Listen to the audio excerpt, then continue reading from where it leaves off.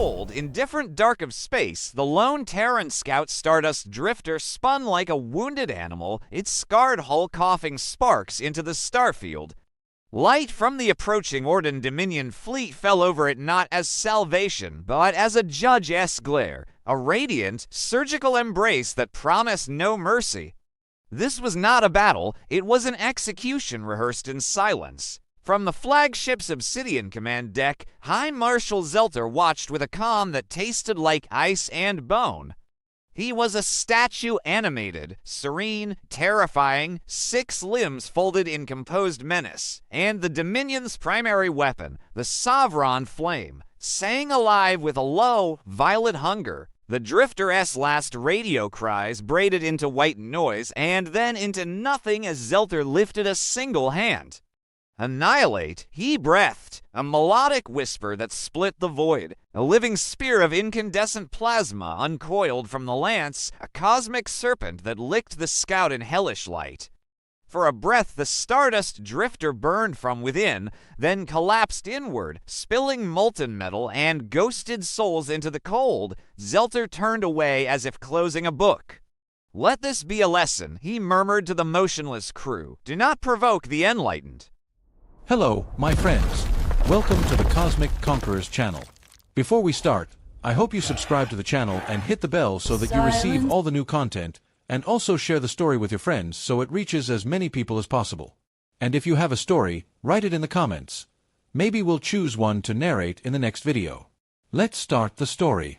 Pay attention, because there's a small detail that might change your entire perspective and awareness of life. Galaxy's #1 dad. The cracked ceramic mug in Commander Jax Cross's hand proudly bore the words. He wasn't a father, never had been. He just liked the message, you know? A little ironic, a little self-deprecating. Steam curled upward as he took a slow sip, eyeing the stars from his post on the TSS Bricklayer, a name that practically screamed, "We're just here to fix stuff." Which, coincidentally, was precisely the kind of misdirection Earth's Defense Council was aiming for. The command deck. Oh, it was a beauty.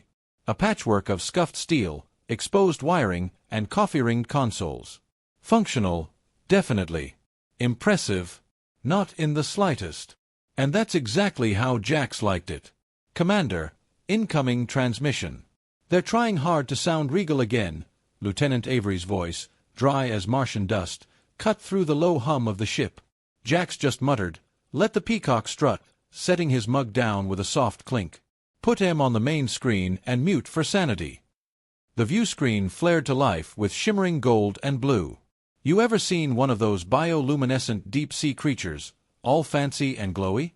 Yeah, imagine that, but 6-limbed and draped in ceremonial armor that looked more like jewelry than actual protection. High Marshal Zelter of the Ordin Dominion filled the display, standing on a shimmering dais, flanked by equally overdressed flunkies. Jax narrowed his eyes. "That armor's got more gems than my ex-wife's Pinterest board." A few stifled chuckles spread through the crew. Avery tapped a button, unmuting the alien's rolling, musical voice just in time to catch the tail end of another Imperial proclamation. "Thus, as a mercy extended by the grace of the Sovereign Flame, we offer Earth peaceful assimilation into the Ordin Dominion. Resistance will result in obliteration, albeit with regret." Jax exhaled, leaning back in his chair.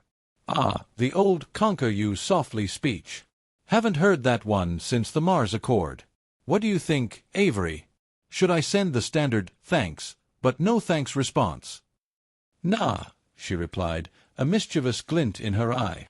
"Let's make it personal." Jax grinned. He stepped forward, tugging the collar of his flight jacket, turning to face the camera dead-on. "To the esteemed High Marshal Zelter, from Commander Jax Cross of Earth's Third Fleet, we regret to inform you that we're going to pass on becoming space vassals. We're allergic to overlords. Side effect of freedom. Cheers." He winked. Avery cut the feed with a practiced flick. On the screen, Zelter's polished face twitched, an expression somewhere between confusion and genuine offense. What do you think, at that moment, what should Zelter have done? Probably not what he did next. Moments later, the Ordani flagship, an enormous, crescent-shaped vessel brimming with radiant energy conduits and ceremonial banners, began broadcasting propaganda across open channels. Holographic projectors lit up across low Earth orbit with images of Ordin civilization, impossibly sleek cities, gravity-defying towers, fleets shimmering like a hallucination. In their shadow, Earth's ships looked like junkyard rejects held together by duct tape and prayers. A new transmission cut in, featuring another Ordin officer. This one was younger, meaner-looking, and clearly enjoying himself. "Humans," he sneered, his voice dripping with contempt. "We have analyzed your military archives. Your species still uses projectile weaponry, combustion engines, and rudimentary electromagnetic shielding. These toys are insufficient against even our oldest scout vessels." He paused for dramatic effect, letting his words hang in the air. "Your missiles will crumple against our plasma rays. Your ships will melt before our eyes. Your resistance is comedy." Jax leaned back in his chair, steepling his fingers. "Lieutenant, who's this charming fellow?" "Sub-Commander Valak," Avery replied, scrolling through the intelligence file. "Graduated top of his class in the Dominion's military academy. Decorated. Smug. Has a vlog series called Crushing the Unenlightened." "Charming," Jack said, a dry chuckle escaping him. "Remind me to subscribe. Pure comedy gold." Across the bridge, crew members watched the feed with passive disinterest. The kind born from experience, you know? These weren't green cadets. They were veterans. Grizzled engineers, tactical savants, and one guy who once beat an AI at 4D chess using a pen, 2 coins, and a whole lot of sarcasm. None of them were impressed by Valak's monologue. On screen, the alien soldier was still gloating. "We will demonstrate mercy only once. Surrender by the next lunar cycle or be disassembled efficiently." He cut the feed with a flourish. A pause settled over the bridge. "Bet he practices that voice in the mirror," muttered Ensign Park. "Every night," Avery agreed, nodding. Jack stood, hands in his pockets, and walked to the central holotable. He tapped it, bringing up the full spread of the Ordin fleet. Hundreds of ships, all identical, all shimmering with energy shields and automated threat analysis systems. They looked like luxury yachts armed with apocalypse-grade weapons. "Textbook formation," he said. "Perfect spacing, perfect symmetry. Like they've never been punched in the mouth." "Sir," Park said, "we've been running simulations. Their weapons are energy-based, high-intensity plasma with refraction shielding. But their hulls, lightweight alloys. Prioritize speed, not density. So they're fast and shiny, but bruise easy." Jax clarified, a slow smile spreading across his face. "Basically," Park confirmed. "Good," Jax nodded. "Makes it easier when we start slapping 'em around." Avery grinned. "Permission to prepare the retro loadout?" "Granted," Jax said. "I want every cruiser equipped with kinetic payloads and rail platforms. If it's heavy and dumb, I want it armed and ready." Outside the bricklayer, Earth's fleet hung in low orbit, about as visually intimidating as a construction crew on break. No energy spikes, no showmanship, just a quiet, tight spread of vessels. Some repurposed mining rigs, others retrofitted war-era battleships. Their silence was deliberate. On Earth, the Defense Council watched from underground bunkers. Civilian broadcasts kept the public calm with vague reassurances about diplomatic engagement. But the military, they were playing the long game. Humanity didn't have plasma beams or photonic armor. What it did have was centuries of making do with less, and turning less into lethal. Jax finished his coffee, prepping the fleet quietly. "No broadcasts. Let them think we're still considering their offer." "What if they think we're scared?"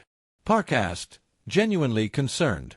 "That's the idea," Jack said, a glint in his eye. "People like Valak, they need to believe they've already won. It makes the slap hit harder." Avery chuckled. "So, what's the plan?" "Same one that's worked since Sparta," Jax replied, turning to look out at the distant, glittering Ordin fleet. "Let 'em come in cocky.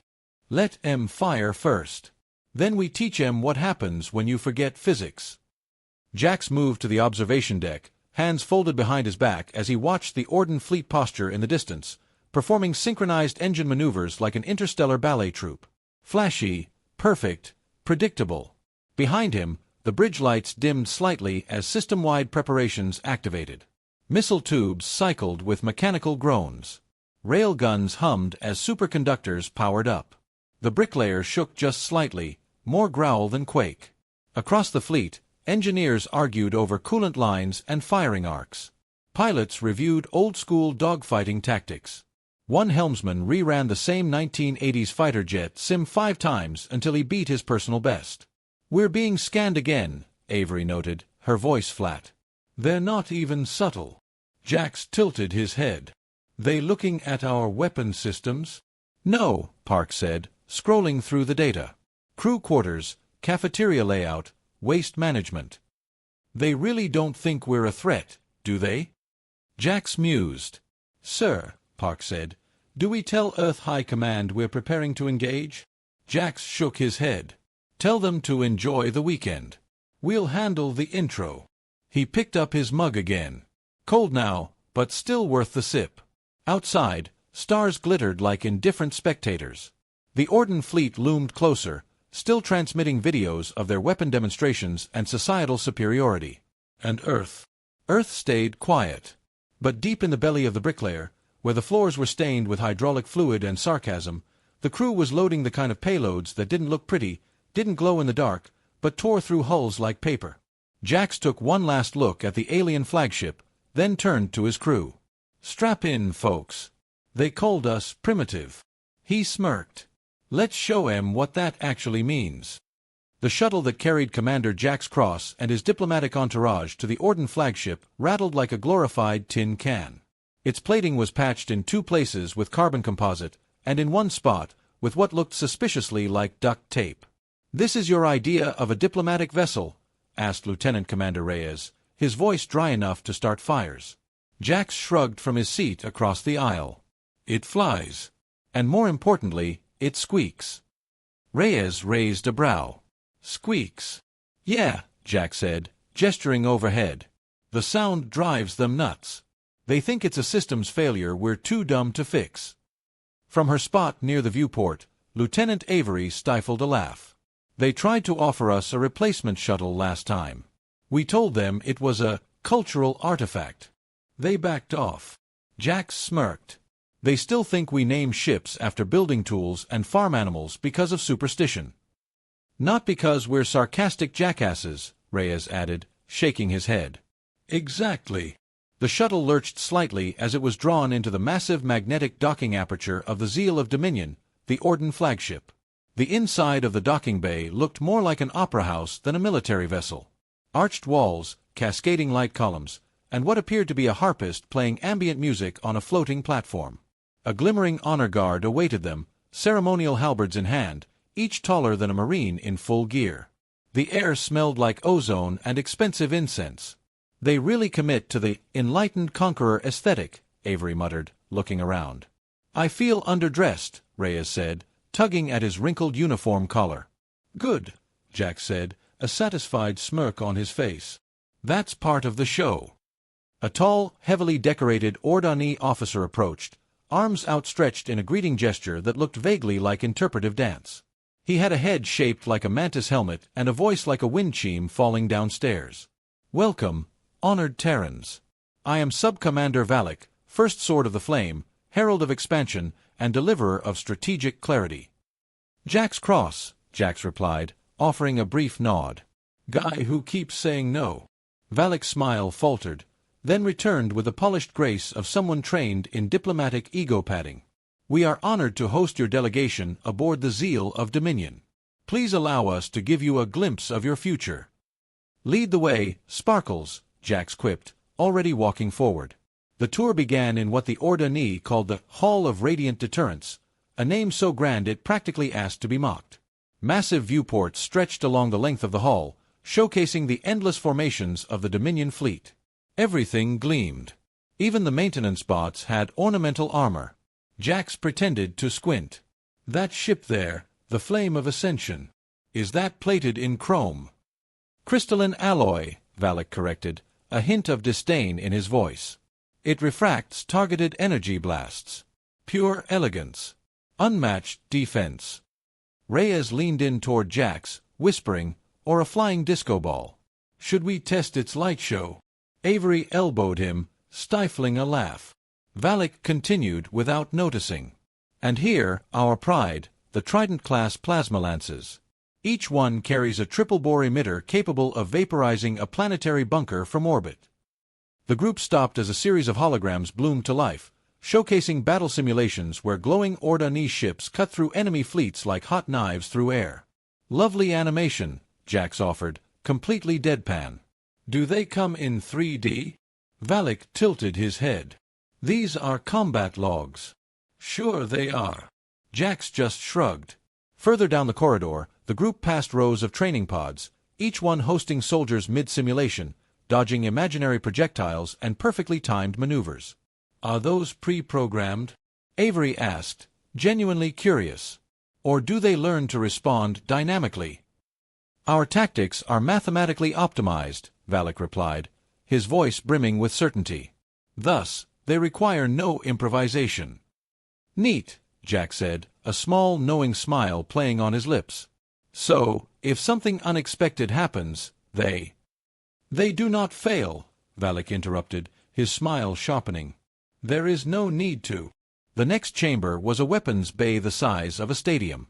Rows of plasma rifles, missile drones, and something that looked suspiciously like a weaponized harp lined the walls. Everything shimmered with powered elegance. Reyes whistled softly. Looks expensive. We invest in aesthetic harmony as much as functionality, Valak said proudly. Well, that's one way to win a war, Avery offered, a twinkle in her eye.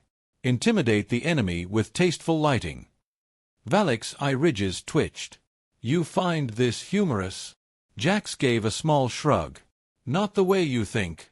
See, we just don't usually get this much spectacle before lunch.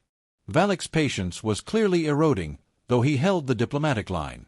If you will follow me, he said stiffly, we will proceed to the strategic core. There you may witness our defensive mastery.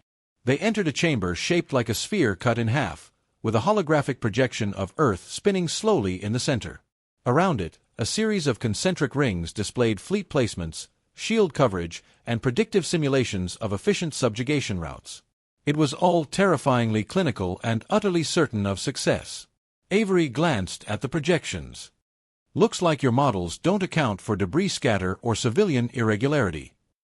Valak arched an eye crest. Our analysis shows such factors are statistically negligible. Funny, Reyes said, looking like he was physically restraining himself from grinning. Tell that to a cargo hauler with a rusted engine drifting into your formation at the wrong time. Valak ignored him, his gaze sweeping over the holographic Earth. And here, our shield schematics. Impervious to energy-based intrusion, resonance-phased, fully adaptive. They nullify thermal and photonic variance with a 99.998% efficiency rate. And kinetic? Jax asked, his voice casual. Valak blinked. Why would anyone still use kinetic weapons? Reyes looked like he was about to burst, struggling to hold back a laugh. No reason, Jax said, his expression completely innocent. Just curious.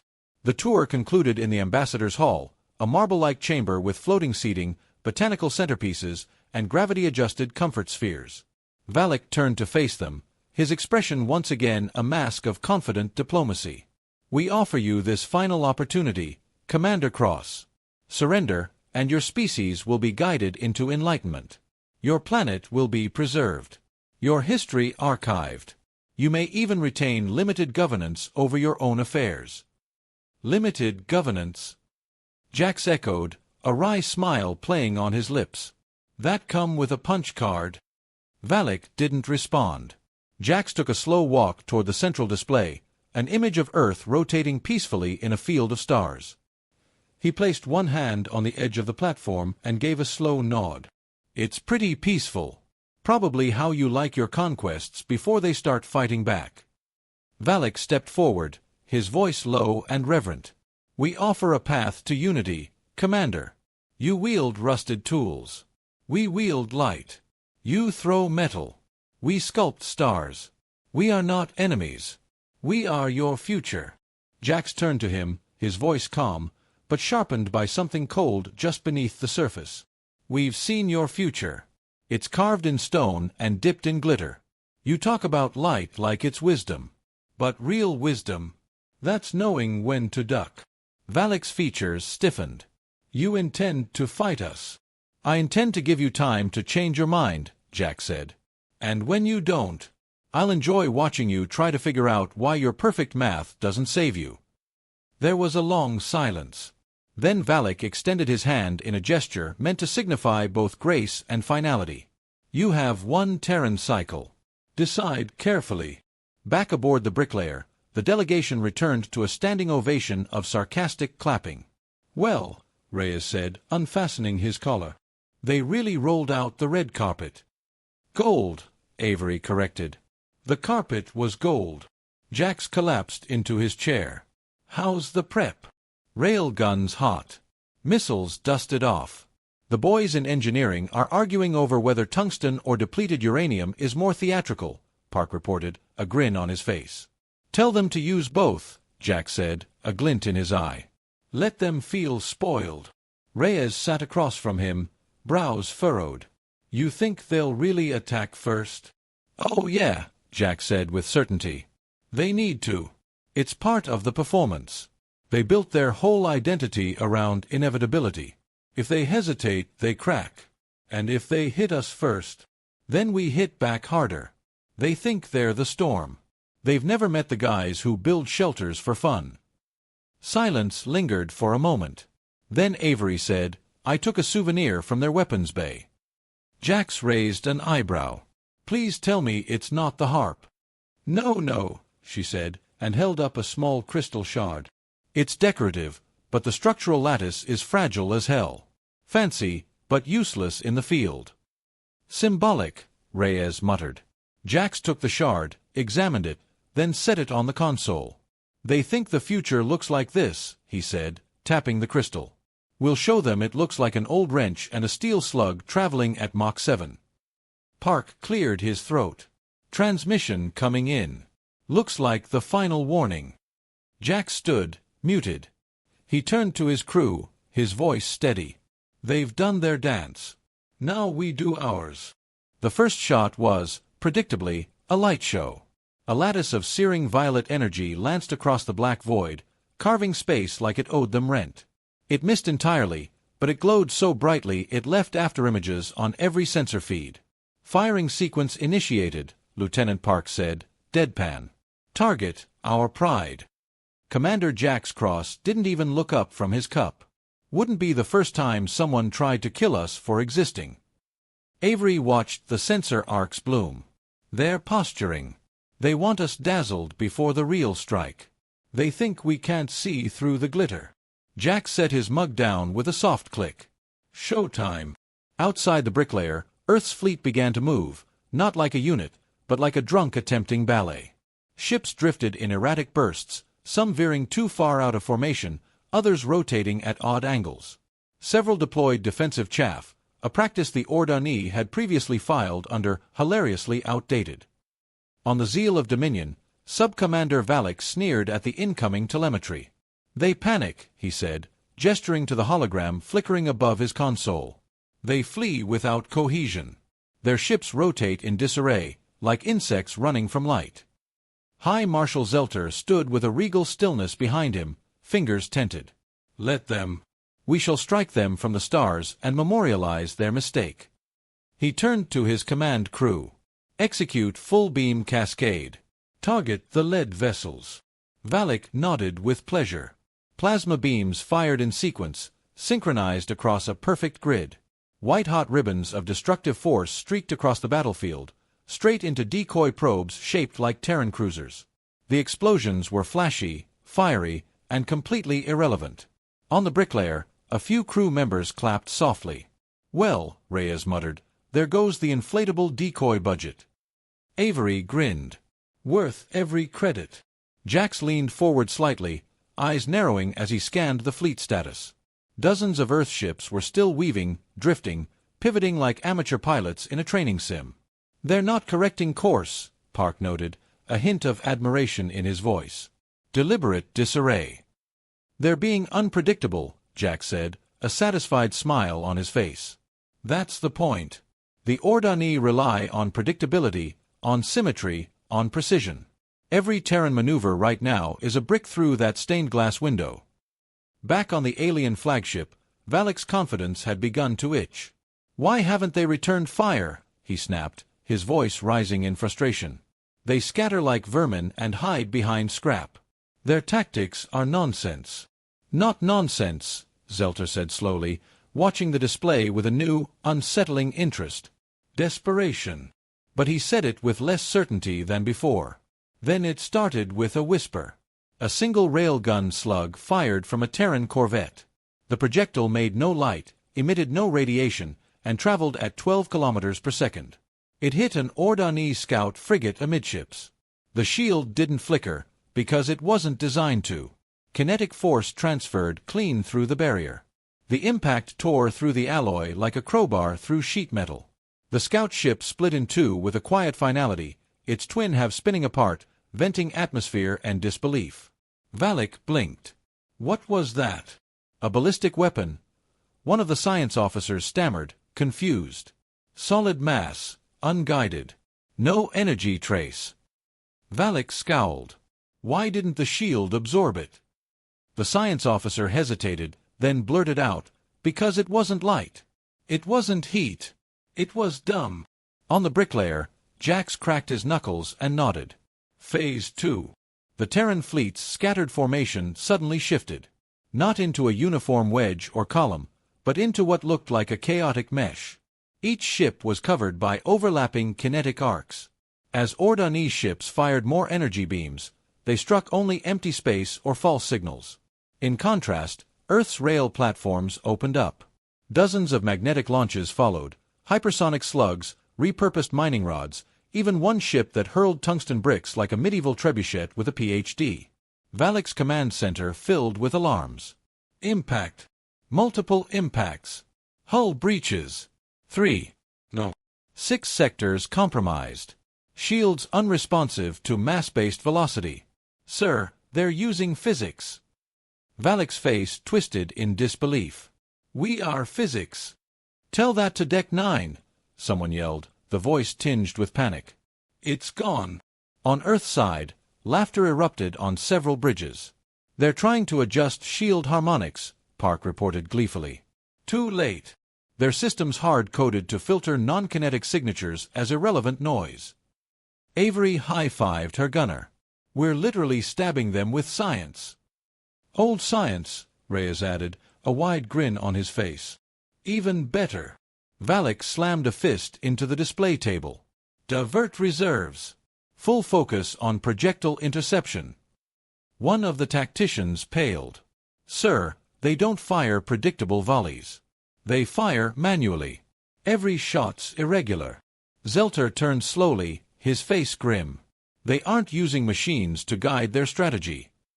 "No," Valak whispered, the realization dawning on him. "They're using humans." The Dominion fleet began to collapse. Frigates lost control and drifted into one another. Plasma arrays, designed to lock onto sustained energy sources, couldn't track dumb rounds that behaved more like debris than weapons. When they did hit something, they overloaded their own sensors and created phantom targets. In the chaos, one Terran heavy cruiser rammed through a crippled Ordani carrier, ejecting a full payload of mines in its wake. The mines didn't explode on proximity. They exploded on a time delay, right when the next ship passed through. Jax watched it unfold with a grim smile. "We build weapons like we build buses," he said. "Reliable, ugly, and capable of flattening anything in the way." Across the command bridge, the bricklayer rumbled again. More rail slugs launching, more debris fields being calculated. Earth's ships had stopped running. Now they danced. Valak was sweating, a fluid reaction that hadn't occurred in centuries among his species except in extreme environmental duress. "This is impossible," he stammered. "This is brutalism." "This is working," Zelter finished grimly. "You underestimated them. I analyzed their entire history, their wars, their evolution. They should not be able to win." Valak cried, his voice laced with desperation. Zelter turned slowly, his voice heavy. "You studied their weapons, not their minds." Outside the zeal of Dominion, another explosion flared, silent in space, but decisive. Its escort cruisers were falling one by one. On the bricklayer, Park sat back, wide-eyed. "They're trying to retreat." Avery blinked. "They what?" "Fleet Delta is reversing engines. Orders are fragmenting. No unified command structure." "Valak's losing the leash," Park said, almost breathlessly. "Now it's just scared ships running scared," Reyes observed. Jax stepped forward, tapping the console. "Order all ships to hold position. Do not chase. Let them scramble." The bridge paused, a collective gasp. "Sir?" Park asked, confused. Jax's voice was quiet, almost a whisper, but it cut through the tension. "They're not used to failure. If we chase, they'll start thinking tactically. Right now, they're thinking emotionally." The silence that followed was thick with a different kind of victory. Not the roaring kind, but the one that hits you in the ribs. The kind that says, "We did this our way." Chapter 4: The Aftermath and the Oops. Valak stood in the wreckage of his command deck, lights flickering above. The holograms were gone. Tactical readouts were blank or static. His once perfect armor was cracked, hairline fractures running across his headplate. A single surviving officer turned to him. "Orders, sir." Valak looked at the empty space where a fleet had been and said nothing. A final rail slug hit the side of their command tower. Non-lethal, but hard enough to shake the floor. A message was transmitted moments later. A simple text file. "Oops." Jax crossed his arms on the bricklayer, watching it transmit. "Send the next line." Avery hit send. "That was our plan." The transmission ended. The silence that followed was eloquent. For a moment, no one spoke. Then Reyes leaned back, a small smile playing on his lips. "You think they'll still call us primitive?" "No," Jack said, sipping cold coffee. "But they'll definitely call us something." Avery smiled. "Psychotic, strategic, lucky." "Effective," Jax replied, correcting her. "They'll call us effective." He turned to face the stars, watching the Dominion ships scatter like leaves in a wind tunnel. "Let 'em run. They'll talk about this forever." A single line from Avery closed the moment out, softly spoken, full of something equal parts respect and dread. "They thought we were the past." Jax nodded. "We're their future's worst nightmare." Silence at last reigned across the sector. What remained of the Ordin fleet drifted without formation, too scattered and damaged to maintain protocol. The glittering symmetry they'd once wielded like a badge of honor was now broken into floating wreckage, listing frigates and ships burning from the inside out. Tactical integrity had given way to broadcasted panic. A dozen distress signals buzzed like flies in the void. And in the middle of it all, Earth's fleet sat still, unmoving, silent, almost lazy in their posture. Inside the bricklayer, the bridge was calm. Not victorious, just satisfied. Lieutenant Park stared at the console in stunned awe. "They're actually hailing us." Avery arched an eyebrow. "Polite of them, considering." Jax Cross swiveled slowly in his chair, his boot tapping a low rhythm against the floor. "Valak." "Yep," said Park. "Same channel he used for his surrender countdown." Jax nodded. "Put him through." The screen flickered, bringing up Valak's face, or what was left of it. The polished, proud exterior was gone. His armored shoulder plate had been stripped away. His face was singed, and his voice had lost its orchestral cadence. Now he just sounded tired. "We request terms," he said without preamble. "Hello to you too," Jax replied, a small smile playing on his lips. "You look different. New moisturizer." Valak didn't rise to the bait. That, if anything, was the clearest sign of defeat. "Our fleet is compromised. Command structures are non-functional. We submit to Terran authority." Avery leaned over, whispering, "Was that an apology in his tone?" Reyes chuckled. "More like a whimper." Jax laced his fingers, his expression serious now. "You're surrendering? Is that what I'm hearing?" "Yes. To Earth." "To you," Valak corrected bitterly. Jax whistled. "Well, ain't that something? See, we were under the impression you couldn't fail, that your tactics were mathematically optimal. So what happened? Valak swallowed something, his gaze unfocused. Ego. Pride. Both. You did not fight with logic. You fought with chaos. We fought with experience, Jax said. And duct tape. Lots of it. Silence.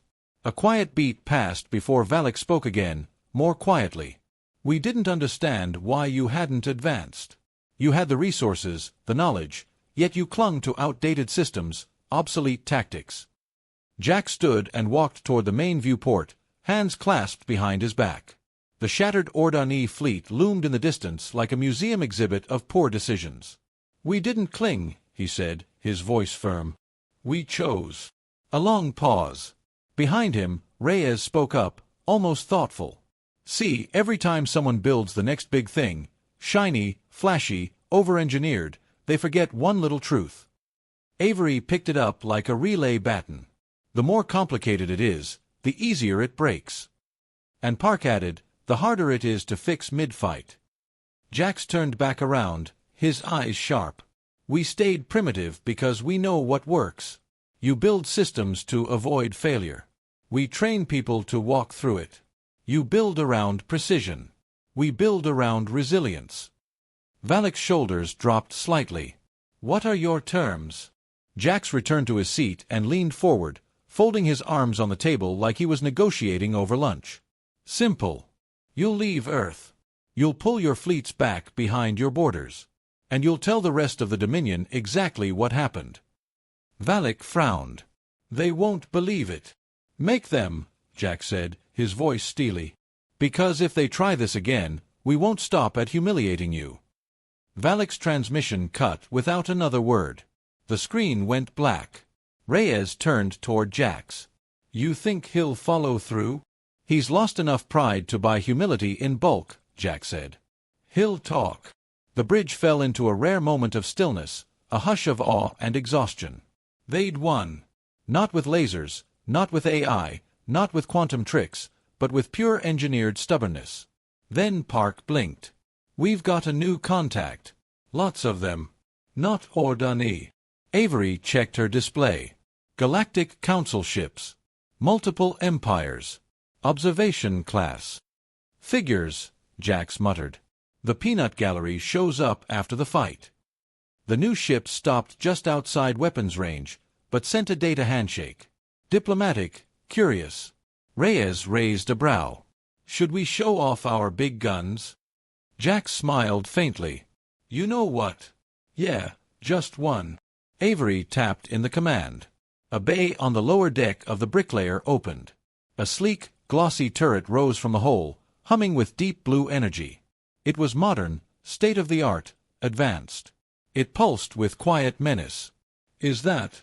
Park began. Yep, Jack said. Quantum-synced fusion core zero-delay particle displacer. We built it 5 years ago. Works fine. Never needed it. The Council ships paused in their orbit. One of them pinged Earth with a single translated message. You had advanced weapons. Why didn't you use them? Jax answered simply. Didn't need to. Avery smirked. That's going to end up on a mug. Already ordered one, Reyes added. The screen blinked again. Messages began flowing in from across the sector. Some were congratulatory, some cautious, others worried. Jax leaned back, cracking his neck. Good, he said. Let them worry. Commander, Park said slowly. One last message coming in from Valak again. Private channel. Jax raised an eyebrow. Curious boy, isn't he? Let's hear it. The screen lit once more. Valak was seated this time. No pretense, no armor. Just a man who had seen his entire worldview collapsed by a fleet of retrofitted wrecks and sarcastic engineers. Tell me one thing, he said, his voice flat. One truth. Why did it work? How did you defeat us? Jax stared at him for a long moment. Then he leaned in, his voice low and confident. You ever slap a Navy SEAL? Valak looked confused. Jax smiled, cold and sharp. 3 seconds later, you're begging for mercy. Then he killed the feed. And somewhere across 1,000 systems, That line began to echo. Because humans didn't win with superiority. They won with audacity. And sometimes, that's all it takes. And with that, we have reached the end of the story, but stories don't end here. If you like the story, don't forget to hit like and subscribe to the channel so you receive all the new content. And if you have an opinion or something that caught your attention, leave a comment and let's discuss together. I'm waiting for your opinions, and see you in the next story. Bye.